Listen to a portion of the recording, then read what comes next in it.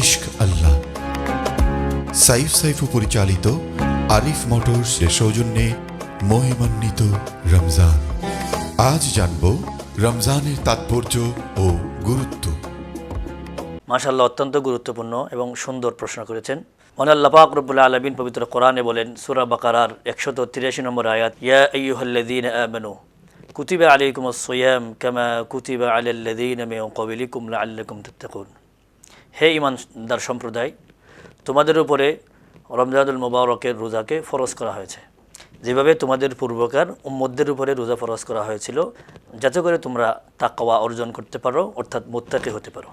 আল্লাহ পাক রব্বুল আলামিন রমাদানুল মুবারকের এই রোজা ফরজ করেছেন ইসলামী শরিয়ার 5টা মৌলিক বিধান: ঈমান, নামাজ, রোজা, হজ, যাকাত। এই কয়েকটি বিধানের মধ্যে আল্লাহ পাক রব্বুল আলামিন 4টা মৌলিক ফরজ বিধান মুসলমানদের জীবনে আল্লাহ পাক দান করেছেন। তন্মধ্যে অত্যন্ত গুরুত্বপূর্ণ একটি ফরজ ইবাদতের নাম হলো রোজা, যা বছরে 1 মাস কেবল ফরজ হয়ে থাকে।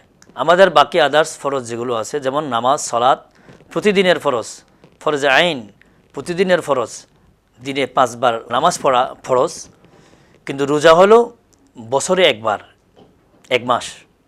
অন্যান্য ফরজ যেগুলো আছে, যেমন আমাদের হজ ফরজ, জীবনে 1 বার ফরজ। যাকাত শর্ত সাপেক্ষে ফরজ, যেমন কারো নির্দিষ্ট নেশাব পরিমাণ মাল আছে, তার উপরে যাকাত ফরজ। রোজা এমন একটি ফরজ যেটি প্রতি বছর প্রত্যেকটি সাবালক নারী পুরুষের উপরে রোজা রাখা ফরজ, বাধ্যতামূলক। মহান আল্লাহ পাক রব্বুল আলামিন পবিত্র কোরআনে বলেন যে রোজা রাখার দ্বারাই তোমরা মুত্তাকি হতে পারবে, তোমাদের অন্তরে তাকওয়া আসবে, তোমাদের অন্তর পরিশুদ্ধ হবে। এই রোজা রাখার মাধ্যমে মানুষ আল্লাহ পাক রব্বুল আলামিনের নৈকট্য অর্জন করবে।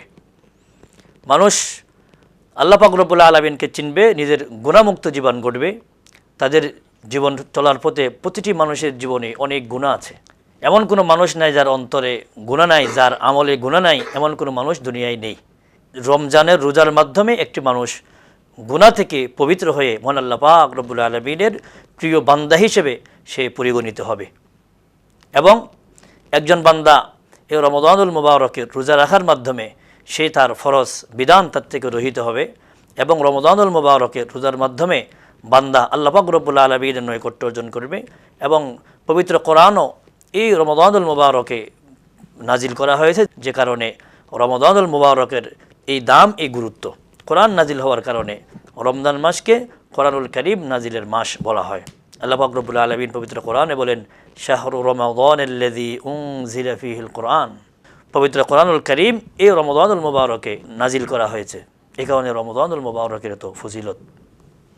আসুন আমরা পবিত্র রমজানুল মুবারককে, মহিমান্বিত এই মাসকে আমরা সকল অন্যায় থেকে, অপরাধ থেকে আমরা বেঁচে থেকে মহান আল্লাহ পাক রব্বুল আলামিনের নৈকট্য অর্জন করার জন্য সর্বোচ্চ চেষ্টা করি।